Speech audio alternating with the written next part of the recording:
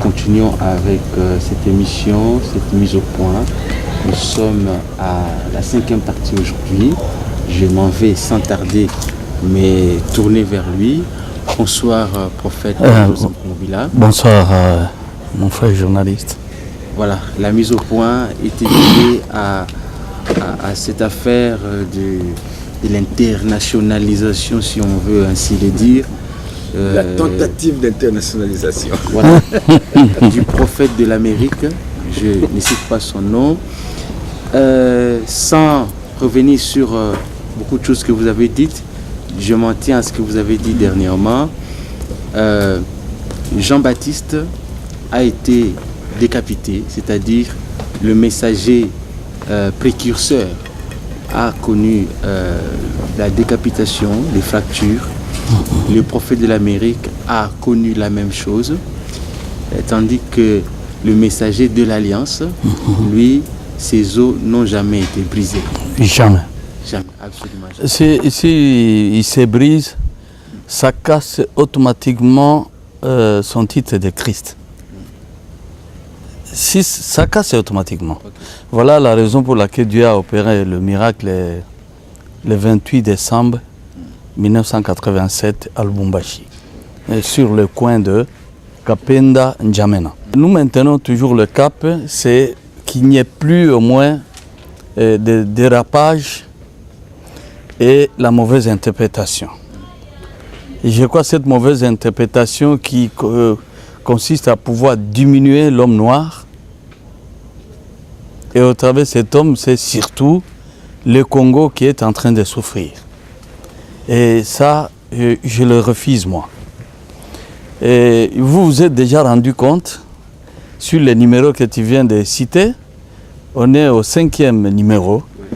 Moi, je crois qu'on a prouvé à suffisance que sur cette planète, il ne s'est jamais levé un homme qui ait donné des révélations comme celle-ci. Jamais. Non plus, ce n'est pas dans les brochures des Branham que vous trouverez ces révélations. Non plus. Parce que c'est trop fort. Aujourd'hui, je m'en tiens toujours à ce qui était sorti de la bouche du précurseur Jean-Baptiste. Jean-Baptiste, pour mettre la nette différence d'entre lui, qui est précurseur, et le messager de l'Alliance, il ajoutera, comme s'il faisait exprès, et comme s'il m'incitait aussi à pouvoir monter ce dont je suis capable. Le messager de l'Alliance. Messager de l'Alliance. Jean-Baptiste va dire, cet homme-là dont j'avais parlé, et au-devant duquel moi je me tiens. Hier on avait lu, on a effleuré un peu. Il dira, cet homme, je marchais devant lui, mais lui m'avait déjà précédé. Donc vous voyez, il trouble pour inciter Mukungubila Joseph aujourd'hui à pouvoir révéler. Pourquoi il va dire qu'il venait au-devant de lui, hein? Il le devançait, mais cet homme-là était bien déjà, l'avait déjà précédé. Donc vous voyez. Oui, exactement, frère Pepito. Mais il dira, c'est ce dont on va pouvoir parler ce soir. Si on peut dire qu'il existe une épouse, c'est-à-dire l'Église. Cette épouse appartient à cet époux-là. C'est lui l'époux. C'est lui l'époux auquel appartient l'épouse. Donc c'est dire que les précurseurs, lui n'est pas l'époux.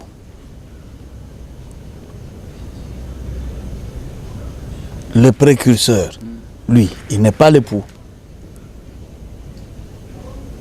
C'est ça la différence. C'est comme mon frère là-bas. Peut-être il a voulu jouer les jeux de se faire passer pour l'époux, mais il n'est pas l'époux. Peut-être qu'il avait eu peur de pouvoir se faire passer pour l'époux. Mais le Congo a engendré l'époux à l'épouse. C'est dit tout simplement, cet époux-là, c'est le messager de l'Alliance dont on avait parlé hier. Alors, voyons, parcourons un peu quelques versets, parce que c'est en Jean 3 que nous puisons, c'est là. Jean 3, on commence par le verset 28, qu'on a toujours répété. Vous-même m'êtes témoin que j'ai dit, je ne suis pas le Christ, mais j'ai été envoyé devant lui. Et alors, il ajoute, celui à qui appartient l'épouse, c'est l'époux. Ok. À qui appartient l'épouse, c'est l'époux. Et Jean va ajouter disant, mais l'ami de l'époux qui se tient là et qui l'entend éprouve une grande joie à cause de la voix de l'époux. Donc, moi, je ne suis que l'ami de l'époux. La personne dont vous me parliez tout à l'heure, c'est lui l'époux. Il révèle à ses disciples. C'est celui-là l'époux. C'est celui-là à qui appartient l'épouse. Donc il est inutile de pouvoir le critiquer. Ne lui reprochez pas cette attitude-là, de pouvoir attirer les gens vers lui. Et du coup, si un époux et une épouse, il y a le mariage. Il y a l'amour. Moi, j'aimerais parler de l'amour d'abord. Moi, je crois en Cantique. Le livre s'ouvre avec Cantique 1, verset 1 à 6. Il dit ceci. En attendant qu'il retrouve le verset, moi j'ai entendu de votre bouche une phrase qui m'a fait tiquer un peu. J'aimerais le partager avec tous ceux qui nous suivent. Vous avez dit, mais le Congo a engendré l'épouse. L'époux. Le Congo a engendré l'époux. J'aimerais bien que vous explicitiez un peu pour tous ceux qui nous suivent en ce moment. C'est qui l'époux que le Congo a engendré? Mais dans le sujet passé, on a parlé, puisque nous répétons ça. Oui. Les précurseurs répètent, moi je ne suis pas le Christ. Et pourtant, vous aviez découvert que le Christ, le Congo, l'a accouché d'ici. Ce Christ est là.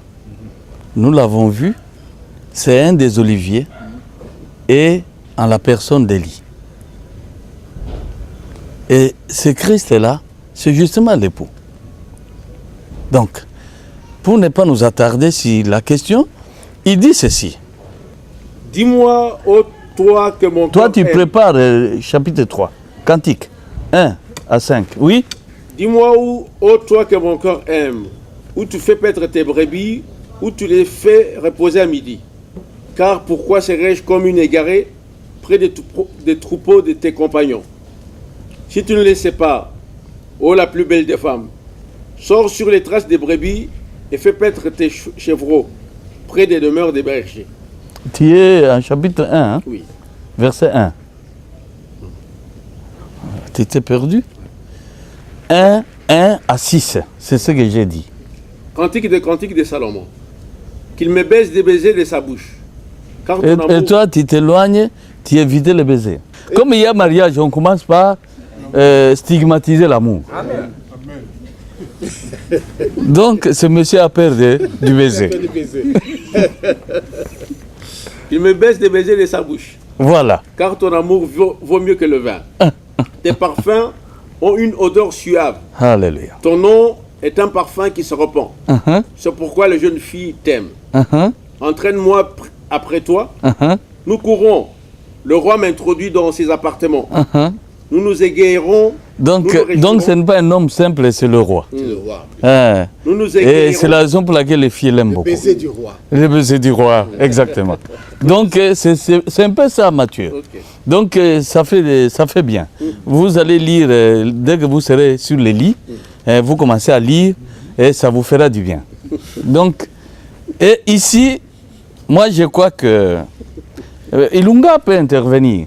Oui, il dit sur ma couche pendant les nuits, J'ai cherché celui que mon cœur aime. Je l'ai cherché et je ne l'ai point trouvé. C'est l'épouse, hein? Oui. L'épouse qui est en train de chercher son époux. Oui. Je me lèverai et je ferai le tour de la ville. Dans les rues et sur les places. Alléluia. Je chercherai celui que mon cœur aime. Alléluia. Je l'ai cherché et je ne l'ai Moi, point trouvé. j'ai toujours entendu, surtout Akine avec les musiciennes et les musiciens. Hein? Mobali nanga, yes. Mobali nanga, donc mobali alibala. Donc, vous voyez que le Congo a raison de pouvoir s'émerveiller parce que c'est son mari, parce que c'est son époux, excusez-moi les termes. Et parce que le Congo ne vit que par ça. Moi, je crois que c'est à cause de cela que l'apôtre Paul intervient en 2 Corinthiens, chapitre 11, verset 1, virgule 2. Il dit: car je suis jaloux de vous, d'une jalousie de Dieu. Parce que s'il y a la jalousie, c'est toujours dans le mariage, quoi. C'est quand il y a amour qui Oui. Parce que je vous ai fiancé à un seul époux, pour vous présenter à Christ comme une vierge pure. Alléluia. Et ma préoccupation ici, c'est celle de pouvoir vous amener vers l'époux. Et parce qu'il y a un homme qui s'est présenté un messager et qui a révélé aux disciples disant: inutile de pouvoir créer un conflit ici. La personne que vous m'aviez vue plonger dans les eaux, hein, et sur laquelle j'ai vu comme signe ce qui m'avait été indiqué, signe de colombe, c'est cet homme-là qui est l'époux. Mais moi, je ne suis que son ami. Fort malheureusement pour moi, Dieu ne m'avait pas préparé à être époux de cette épouse. Et si tous les frères comprenaient cela, peut-être ça pourrait un peu les mettre dans l'ambiance de l'esprit. Parce que quand tu mens, tu blasphèmes. Quand tu interprètes mal l'écriture, tu blasphèmes. Mais quand tu interprètes selon l'esprit, c'est-à-dire une véritable interprétation, là, c'est la joie de l'esprit. Et c'est la raison pour laquelle je n'ai pas voulu vous laisser dans le flou. Il fallait corriger cela. Et ce que je suis en train de dire, j'aimerais qu'on reste dans l'interprétation du « ainsi dit le Seigneur ». Et raison pour laquelle mon intention, c'est de pouvoir vous pointer du doigt et confirmer la parole du précurseur Jean-Baptiste, qui disait: moi je ne suis que l'ami de cet époux-là. Mais l'époux, c'est celui-là que vous voudriez au moins critiquer. C'est lui l'époux. Effectivement, en Apocalypse chapitre 21, verset 1, virgule 2, il dit ceci. Parce que nous voyons l'épouse représentée dans cette image de Jérusalem céleste. Il dit: puis je vis un nouveau ciel et une nouvelle terre. Car le premier ciel et la première que Dieu terre vient de balayer avaient disparu et la mer n'était plus. Alléluia. Et j'ai vu descendre du ciel d'auprès de Dieu la ville sainte, la nouvelle Jérusalem, préparée comme une épouse. Est-ce que c'est compris? Séparée pour son époux. Voilà, l'épouse est là. Et nous est décrite. Et cette épouse, nous voyons directement, on comprend que c'est vraiment l'Église. Et s'il peut y avoir une épouse, c'est que l'époux est quelque part. Tu as terminé le verset 2? Oui. Tu peux aller maintenant nous présenter l'époux sans tarder, parce que ce n'est même pas difficile. Ce n'est même pas difficile. La difficulté, c'est au niveau des gens qui veulent s'accaparer de l'écriture au moment où ils n'ont pas été loin pour ça. Et c'est ça la difficulté. vous n'êtes pas réhabilité à pouvoir vous donner des interprétations comme vous le voulez. Sur l'écriture, quand il donne une interprétation particulière, l'écriture prévient, c'est Saint Pierre qui nous prévient, disant, sachez que c'est une malédiction.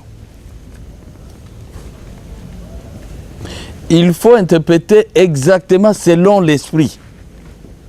Et selon l'esprit, il n'y a aucune erreur. Il est certes vrai que tout homme, aujourd'hui, comme il y a des églises à profusion, tout homme se prend pour quelqu'un d'inspiré. Et par orgueil, et il ose même dire au devant des masses, disant, je suis inspiré, Dieu m'a parlé. Et ça, il faut cesser avec ces choses-là. Sachez que ces choses, quand vous les faites, ça va créer une pesanteur, la lourdeur qui ne te permettra pas de pouvoir répondre à l'appel de cette grande trompette. Vous savez que ce que nous attendons, c'est les rassemblements dans les airs. En fin de compte, nous devons aller répondre. Il y aura résurrection. En premier lieu, et quelques secondes seulement, nous qui nous retrouverons vivants, nous allons nous retrouver changés et on commence à monter. Est-ce que c'est compris? Mais quand tu interprètes comme tu veux, sans aucune crainte de ce Dieu-là, sache que ça cause une pesanteur qui ne te permettra pas d'aller.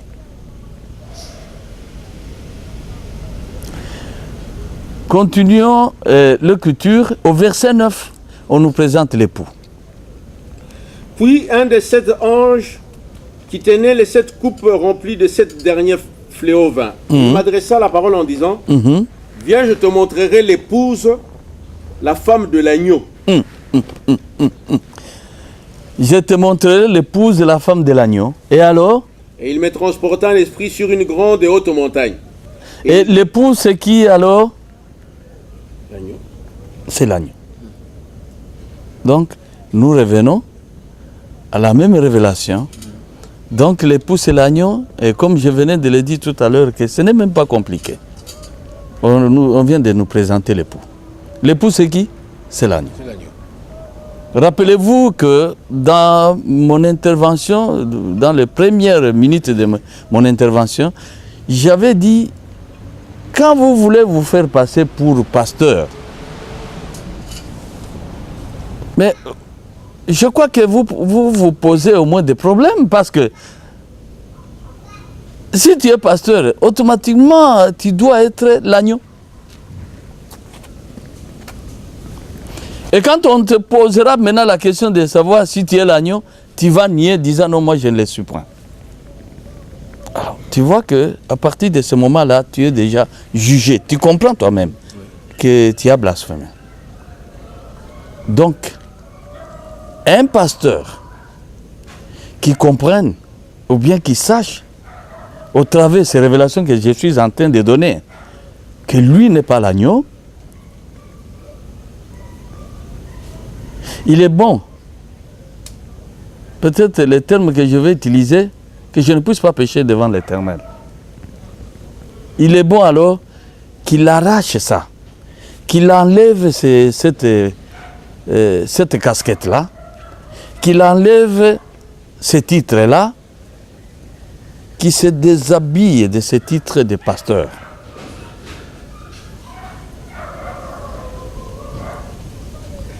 Le pasteur qui doit être là aujourd'hui, sur cette terre, puisqu'il est là, il est l'agneau. En dehors de cela, il ne faut jamais, jamais vous faire passer pour le pasteur. Je crois que mes bien-aimés frères, et surtout je m'adresse, au travers de vous, je m'adresse au monde entier, vous Congolais, comprenez que il faut enlever ce titre de pasteur. Il est lourd, il pèse. Si mon frère Branham s'est demandé, disant, je ne sais pas si je vais devenir évangéliste, jamais un pasteur ne deviendra jamais évangéliste. Lui s'est demandé, mais moi je vous l'ai dit, jamais, c'est impossible qu'un pasteur devienne évangéliste. Et il est impossible aussi qu'un évangéliste devienne pasteur. Et par la même occasion, je vous aide, à vous qui me suivez, mes frères qui avaient cru au message de ce précurseur, les frères Branham, qui avaient prié pour certains frères, en leur imposant peut-être les mains pour devenir pasteur. Parce que c'est vous qui êtes encore debout avec moi, je vous dis que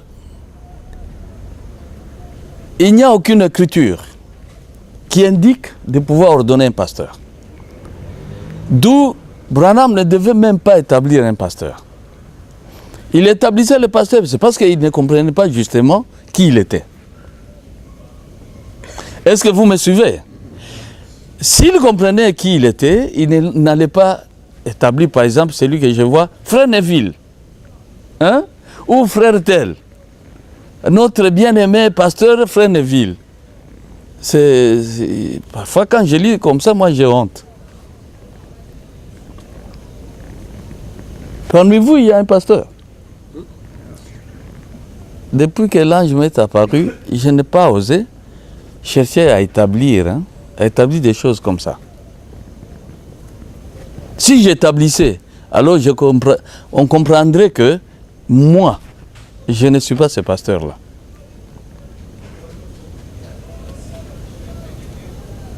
Et si on ne peut pas comprendre aussi cela, il faut qu'on comprenne que le pasteur-là, c'est lui le prophète. C'est lui la sentinelle. C'est lui le prédicateur. Tout ce que je cite ici, on ne peut pas trouver dans l'église du Seigneur aujourd'hui. Tant que moi je suis là, que je puisse trouver une sentinelle, que je puisse trouver un prédicateur, quelque part, peut-être je vais le trouver au Danemark, je vais le trouver en Yougoslavie, je vais le trouver... Non, sur toute la planète, il n'y en aura pas. Je suis seul. N'oubliez pas ce que j'ai dit. Pourquoi j'ai dit, Branham, tu étais prophète, n'est-ce pas? Il dit, moi je ne l'ai jamais été. Moi il dit, non, tu l'es. En tant que précurseur, tu dois être prophète. Ça a son sens. Mais il est loin. En Amérique, moi il dit, oui, ce n'est pas question d'être très loin. Ici, c'est le sud, mais c'est l'Occident. Et là aussi. Et c'est la raison pour laquelle il ne faut pas oublier que le message qui devrait être donné, c'est pour toute l'humanité.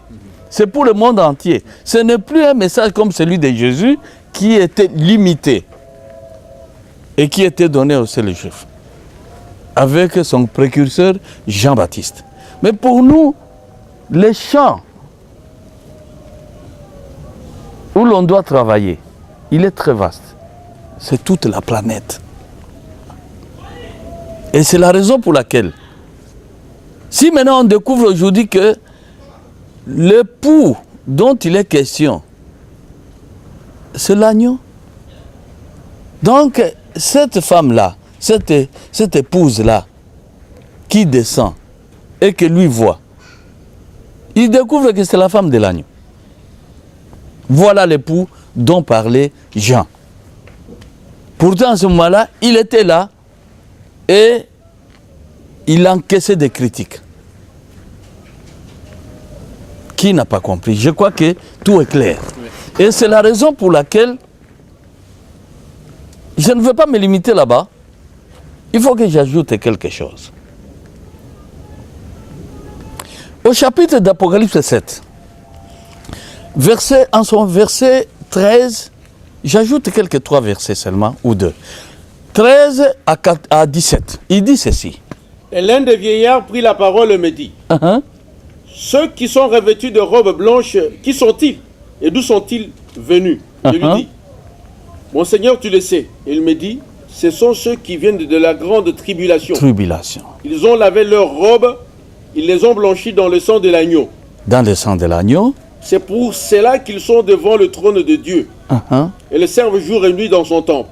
Alléluia. Celui qui est assis sur le trône dressera sa tente sur eux.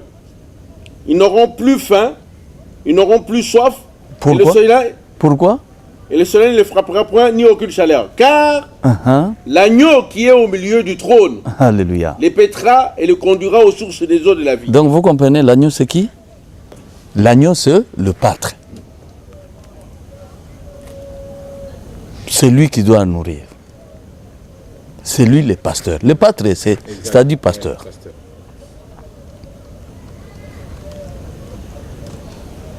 Je crois, là, il n'y a pas de difficulté.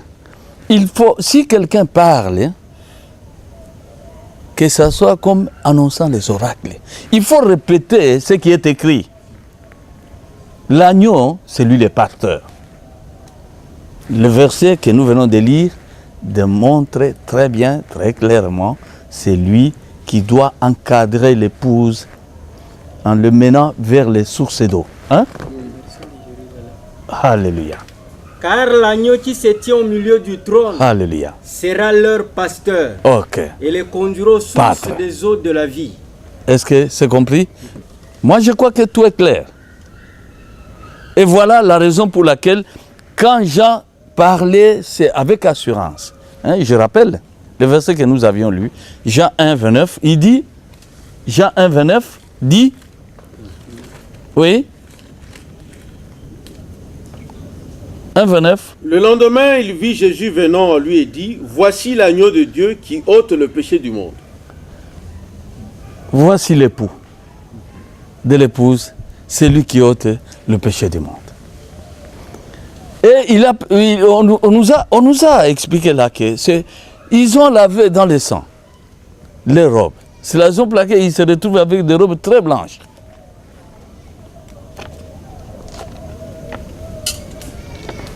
Le sang, au fait, ça lui a servi de quoi?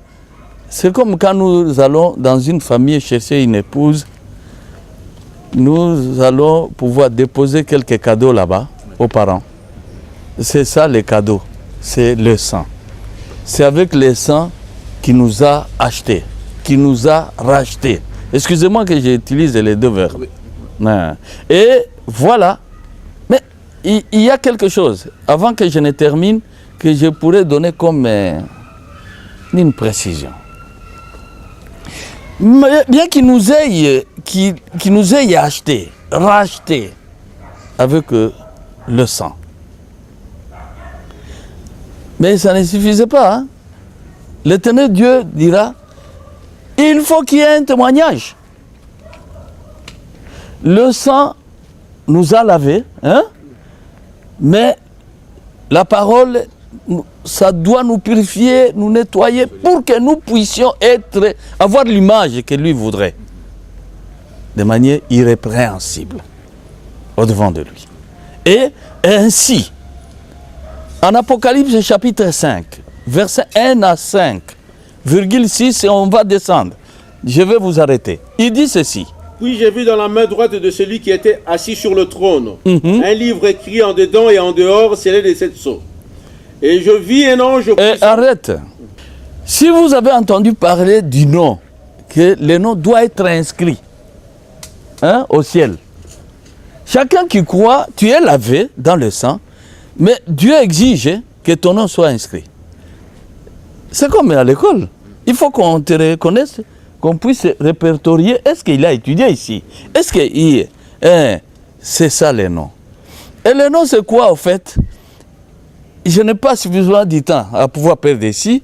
C'est justement le fait de te laver dans le sang, mais il faut qu'on te témoigne, qu'on t'enseigne, que tu reçoives la parole. Et cette parole, le fait de la recevoir, cette vérité, ton nom est là. Je ne sais pas si vous comprenez. On ne va pas inscrire à la manière des hommes. Non, c'est en recevant la vérité que le nom est inscrit. Je ne sais pas si vous me comprenez. C'est la raison pour laquelle vous entendez Paul qui dit, il cite certaines sœurs et certains frères. Vous, dont le nom est inscrit, vous comprenez? Ça voudrait dire quoi? C'est parce que comme vous vous attachez à la vérité et que vous persévérez dans la vérité, je comprends que vous êtes inscrit là-bas. Alléluia. Amen. Qui n'a pas compris? Or, si il faut que le nom soit inscrit, alors il faut que les livres soient ouverts, il faut que quelqu'un puisse nous ouvrir les livres, afin que nos noms puissent se retrouver là-bas. Alors, il faut ouvrir les livres parce que la vérité est scellée dedans. Voilà ce qui avait fait, qui est la cause de ce pleurs des gens. Il dit quoi? Continue. Je vis un ange puissant qui criait d'une voix forte. Qui est digne d'ouvrir le livre et d'en rompre les sceaux. Et personne dans le ciel, ni sur la terre, ni sous la terre ne put ouvrir le livre ni le regarder. Et alors? Et je pleurais beaucoup de ce que personne ne fut trouvé digne d'ouvrir le livre ni de le regarder.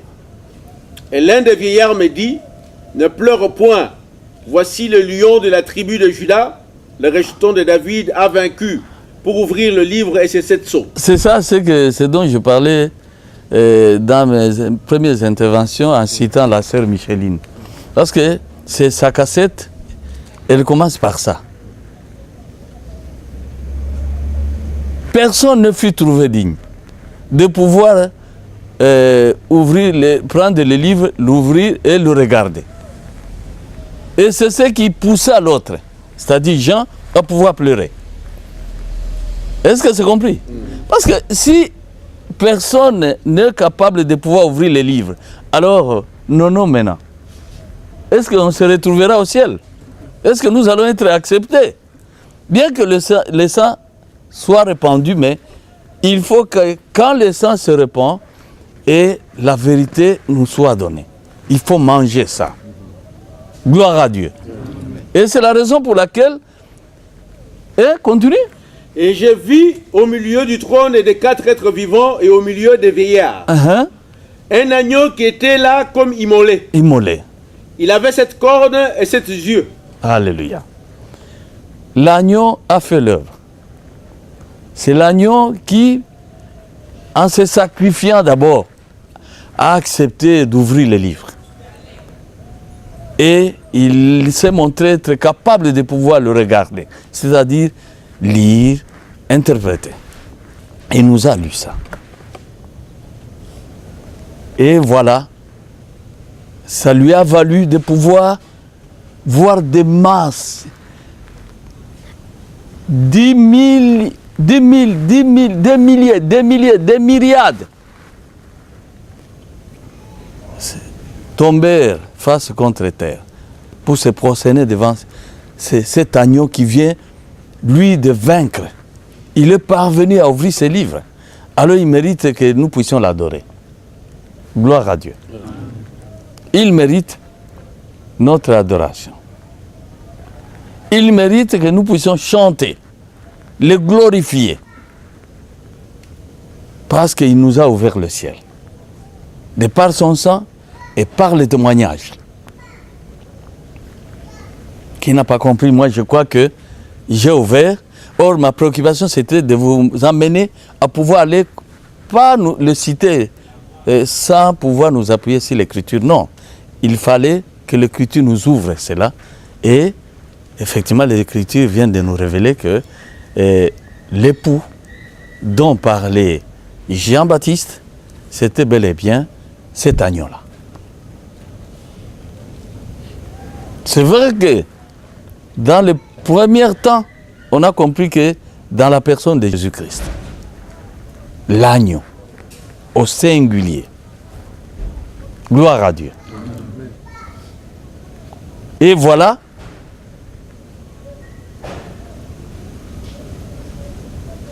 l'époux qui est là, et nous comprenons maintenant que Jean-Baptiste, en tant que précurseur, il était ami à l'agneau. Il dit, moi je ne suis pas l'époux, donc je ne suis pas l'agneau. Non plus je ne suis pas le Christ. Non plus je ne suis pas mais l'ange de l'alliance. Mais je suis l'ami de l'époux. Ayant dit cela, moi je trouve que pour la première partie de ma réponse, je dois m'arrêter là. Nous avons commencé dans vos premières interventions à parler du frère William Marion Branham. Nous avons parlé de Jean-Baptiste et tous les deux sont précurseurs. Nous avons parlé du prophète Joseph Mukumbila. Et nous parlons aujourd'hui un peu plus en profondeur de l'époux, de l'agneau. Et moi j'aimerais bien que vous nous disiez en termes de hiérarchie ou en termes de relation, qui est Mukumbila par rapport à Branham, par rapport à Jean-Baptiste, par rapport à l'agneau. Quelle est sa place? Quelle relation il a avec chacun d'eux? Le problème, je crois que vous devez savoir ceci. Les cantiques des cantiques, vous comprenez déjà, oui. C'est la chanson, la musique.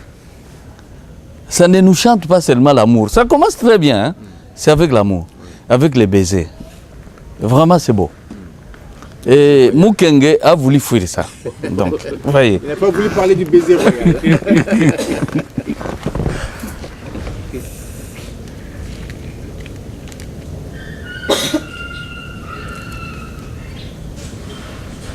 Cantique nous révèle que dans cette prophétie-là, où vous dites, mais je trouve que dans cette intervention, depuis que tu as commencé, il n'y a que 3 maintenant, mais Mukumbila n'y est plus. Il est absent.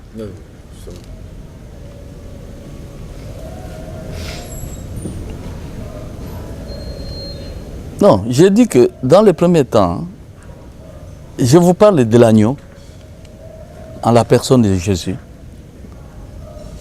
que je devrais d'abord vous présenter. Cela n'empêche que ta question, elle est intelligente, n'empêche que l'Éternel Dieu, voyant que le ministère avait nos 2 ministères, c'est-à-dire à Jésus et à moi, allait s'exercer dans des temps différents. C'est la raison pour laquelle il lui était venu à l'esprit, l'Éternel, de pouvoir scinder l'Église en 2. Scinder l'Église en 2.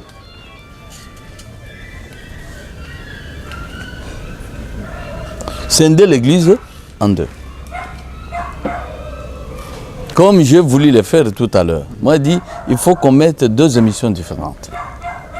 Parce que c'est la dernière partie qui, au fait, semble être plus intéressante parce que c'est sur cette partie-là, de la deuxième étape, ou la deuxième chorale, ou le deuxième chœur, que brancher le monde entier aujourd'hui. Notre attitude, notre comportement,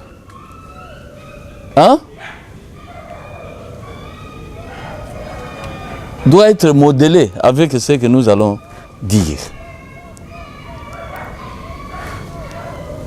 Nous lisons Cantique. Nous l'avons lu au verset 1, au chapitre 1, au chapitre 3, et allons au chapitre 7. Il dit ceci. Reviens Sulamite. Reviens afin que nous te regardions. Vous voyez, non seulement c'est la chanson, non seulement c'est le baiser, mais Sulamite, vous comprenez le mot, Sulamite est la femme de Salomon. Donc, la femme du roi, cette femme du roi, c'est l'épouse, la femme du roi, du grand roi. Elle sait aussi gesticuler. Elle sait danser. Et une danse extraordinaire. qu'est-ce que tu dis? Qu'avez-vous à regarder la Sulamite comme une danse de deux cœurs? Tu comprends? Dieu scinde l'Église en deux. Il met deux chœurs, donc deux chorales. Raison pour laquelle à l'époque, j'avais l'habitude de dire aux frères appartenant aux églises, moi dit, mais vous formez des chorales. Mais finalement, pour qu'il y ait des saletés là-bas, des filles, des garçons, mais ce n'est pas ça la chorale. Le chœur, c'est l'église tout entière.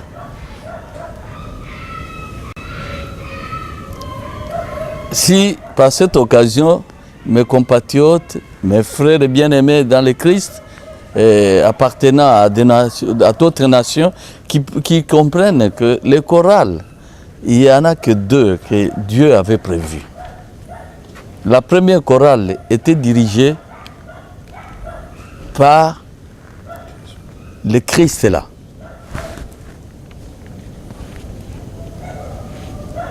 L'olivier.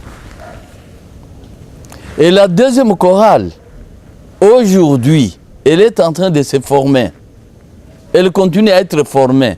Puisque l'autre chorale s'est endormie. C'est eux qui attendent dans le sommeil. Qui attendent notre rendez-vous dans les airs. Ils attendent, ils se sont endormis. Tandis que nous, on est en train d'être formés maintenant. Et l'intervention de cet enlèvement ne se fera que par rapport au travail que nous faisons. Raison pour laquelle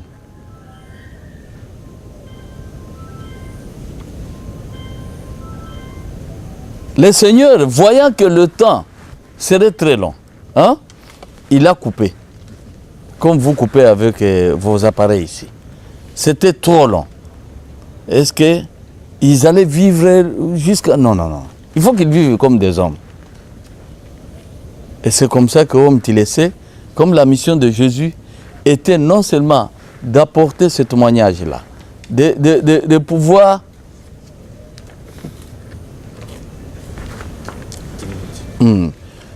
d'apporter de pouvoir plutôt répandre de son sang pour nous racheter, mais il devait témoigner, il devait parler. Et effectivement, il a parlé. Ce n'est pas comme Jean-Baptiste, lui a parlé. Il a parlé. Et c'est la raison pour laquelle Dieu a prévu déjà ça, disant, on doit mettre deux cœurs différents. Et un cœur qui va commencer, et quand le messager sera parti, et on va arranger les choses pour que l'autre intervienne. Mais intervienne des milliers d'années après. Raison pour laquelle, pour qu'il n'y ait pas oubli, il avait suscité cet homme-là qui s'acharnait contre l'Église, afin de jeter des bases, pour servir de charnière entre les deux cœurs. S'il n'avait pas expliqué, ça allait compliquer les gens pour ne pas comprendre. Raison pour laquelle, malgré la méchanceté dans laquelle il était plongé, notre Seigneur l'a pris, l'a utilisé. Je parle ici des sols. Et c'est ainsi que on s'est retrouvé avec deux cœurs. Et cela étant, je crois que tu comprends pourquoi je n'ai pas cité trop Mukungubila dans cette partie. Parce que je faisais voir d'abord comment s'était réalisé ce que Jean-Baptiste avait prédit. Voilà. Et exactement, cela s'était accompli dans la personne de Jésus de Nazareth. Et peut-être, je pourrais ajouter, comme pour jeter des bases sur ce que je vais dire. Il va, lui, Jean, il faut que vous compreniez ce qu'il avait dit. J'anticipe bien sûr, j'ai brûlé les étapes. Dans Jean 1, 24,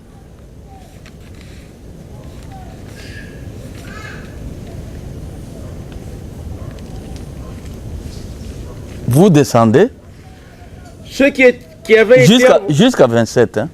Ceux qui avaient été envoyés étaient des pharisiens. Ils lui firent encore cette question. Pourquoi donc baptises-tu si tu n'es pas le Christ, ni Élie, ni le prophète? Il leur dit, réveillez-vous, réveillez-vous. Ils vont réaliser que Jésus s'est retrouvé seul. Mais ils étaient restés très pensifs. Ils commencent à descendre de la montagne. C'est alors qu'ils vont lui faire la question de savoir, mais les scribes, hein, et les autres, ils sont tentés de parler d'Élie comme si, est-ce que, nous venons de les voir là-bas. Et moi, je vous avais dit, pourquoi ne pas poser la question sur Moïse? Parce qu'ils avaient vu 2 personnes venir s'entretenir avec Jésus. Pourquoi ne pas poser la question sur Moïse? Mais ils posent la question seulement sur Élie. Comme s'ils étaient bloqués. Pourquoi? Parce que Moïse, c'est la prophétie qu'ils connaissaient très bien. La venue de Christ, Jésus, confirmait ce que Moïse leur avait annoncé. Que l'Éternel Dieu suscitera un prophète comme moi. Et vous serez dans l'obligation de lui obéir. Et il va parler, il va parler, il va parler. Vous comprenez? Et en le voyant, ça ne les avait pas au moins étonnés. Mais la présence d'Élie, pourquoi? C'est ainsi qu'ils vont orienter leurs questions du côté d'Élie. Et Jésus qui va répondre, et effectivement, Élie va venir. Au futur, hein, au moment où il venait de vivre la vision là. Élie va venir pour rétablir toutes les choses. Pour rétablir toutes les choses. Mais je vous dis qu'Élie est venu, mais, c'est-à-dire, il y a 2 venues d'Élie dans son langage.